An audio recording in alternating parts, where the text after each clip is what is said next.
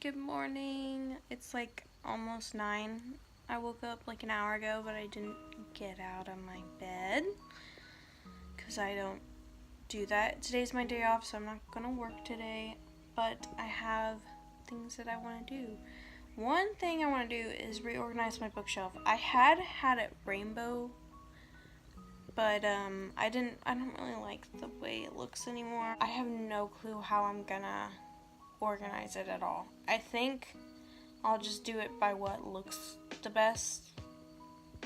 I don't know, but yeah. So let's go do that.